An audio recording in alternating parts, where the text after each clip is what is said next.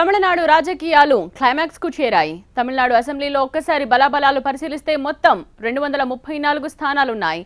జయలలిత మరణంతో ఆర్కే నగర్ స్థానం ఖాళీ అయింది. దీంతో అసెంబ్లీలో మొత్తం నంబర్ 233.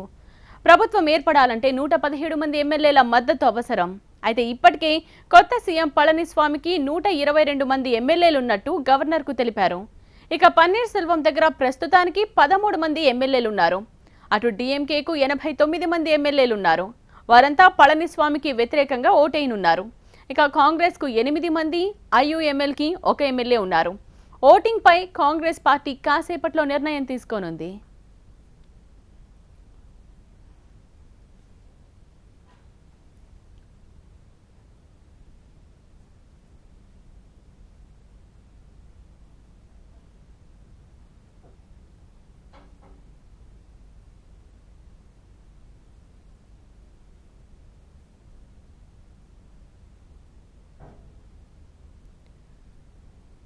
పళని ప్రభుత్వానికి కాసేపట్లోనే బల పరీక్ష జరగనుంది.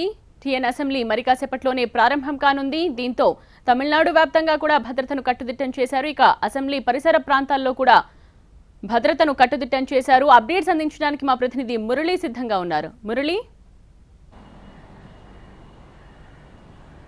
తమిళనాడు మొత్తాన్ని కదిలించిన జల్లికట్టు ఉద్యమం దేశం మొత్తాన్ని తన వైపు తిప్పుకునేలా చేసింది. ప్రస్తుతం అలాంటి ఉద్యమమే మరొకటి జరగబోతుందన్నటువంటి ప్రచారం సోషల్ మీడియా వేదికగా జరుగుతున్నటువంటి నేపథ్యంలో పళనిస్వామి ప్రభుత్వం అప్రమత్తమైంది. ఇప్పటికే పోలీసులకు ఆదేశాలు జారీ చేసింది. ఎటువంటి ఆందోళన కార్యక్రమాలు జరగడానికి లేదని కఠినమైనటువంటి నిబంధనలు అమల్లోకి తీసుకురావాలని చెప్పి గతంలో ఏదైతే మెరీనా బీచ్ వేదికగా ఈ ఆందోళన కార్యక్రమాలు జరిగాయి. అప్పుడు జల్లికట్టు కోసం, తమిళుల సెంటిమెంట్ కోసం అందరూ కూడా ఇక్కడికి చేరుకుని లక్షల సంఖ్యలో ఆందోళన కార్యక్రమం చేపడితే ప్రస్తుతం పళనిస్వామి ప్రభుత్వానికి వ్యతిరేకంగా కూడా అలాంటి ఆందోళన కార్యక్రమాలకు సిద్ధమవుతున్నట్టు ఇప్పటికే సోషల్ మీడియా వేదికగా లక్షల మందికి మెసేజ్లు వెళ్ళాయి. ఇటు పన్నీర్ సెల్వం కూడా జరుగుతున్నటువంటి ఆందోళనకు అనుమతినివ్వాలని పోలీసులకు ఇప్పటికే లేఖ రాశారు. డీజీపీని కూడా కోరినప్పటికీ ఎటువంటి ఆదేశాలు కూడా రాలేదు. మరోవైపు పోలీసులు మాత్రం ఇక్కడికి చూస్తున్నాం మనం, భారీగా ఇక్కడికి చేరుకున్నారు. వాహనాలు బీచ్లో కూడా మనకు కనబడుతున్నాయి. సందర్శకులు ఎవరు కూడా ఇక్కడ కనబడనప్పటికీ పోలీసులు మాత్రం ముందుగానే ఇక్కడ మోహరించారు. మరోవైపు ఇక్కడ చూడొచ్చు, మనకు మెరీనా బీచ్ ఆనుకునే పోలీసు హెడ్ క్వార్టర్స్ కూడా ఉంటుంది. డీజీపీ సహా కీలకమైనటువంటి ఐపీఎస్ అధికారులందరూ కూడా ఇక్కడి నుంచే విధులు నిర్వహిస్తూ ఉంటారు. సిబ్బంది కూడా ఇక్కడే ఉంటారు. ఎక్కడైనా ఆందోళన కార్యక్రమాలు జరిగితే అడ్డుకోవడానికి కానీ, అక్కడ బందోబస్తు కానీ వెళ్ళేటువంటి సిబ్బంది అంతా కూడా ఇక్కడే వేల సంఖ్యలో ఉంటారు. సో ఇటు చూస్తే కూతవేటు దూరంలోనే ఇక్కడ డీజీపీ కూడా అలాగే ఉన్నతాధికారులందరూ ఉంటున్న నేపథ్యంలో ఒకవేళ ఎవరైనా ఆందోళనకారులు ఇక్కడికి వస్తే కనుక అప్పటికప్పుడు అడ్డుకునేందుకు ఎంతో సమయం కూడా పట్టదు. ఇక్కడి నుంచి అదనపు బలగాలని కూడా మోహరించేటువంటి పరిస్థితి ఉంది.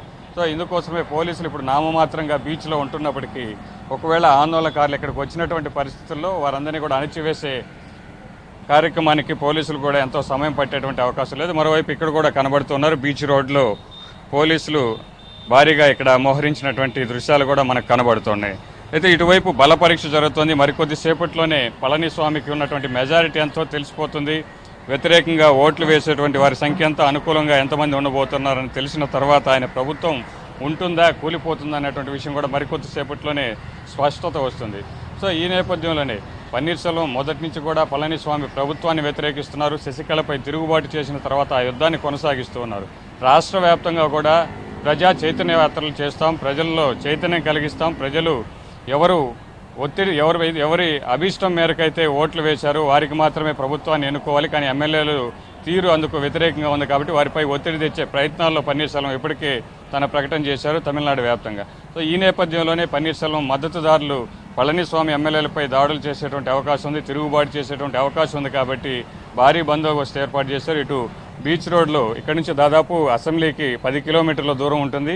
ఈ ప్రాంతం పూర్తిగా కూడా భారీ భద్రతను ఏర్పాటు చేశారు. ఇవాళ మెరీనా బీచ్ వేదికగా కూడా ఆందోళన కార్యక్రమాలు జరుగుతాయన్నటువంటి ప్రచారం జరుగుతున్నటువంటి నేపథ్యంలో ఇప్పటికే మద్దతు కోరుతున్నటువంటి పన్నీర్ సెల్వం కావచ్చు, మిగిలిన వారందరూ కూడా పోలీసులను అనుమతి కోరినప్పటికీ అనుమతిని నిరాకరించారు. సరే, మొత్తం మీద ఏం జరగబోతుందో కూడా ఇవాళ చూడాల్సినటువంటి పరిస్థితి.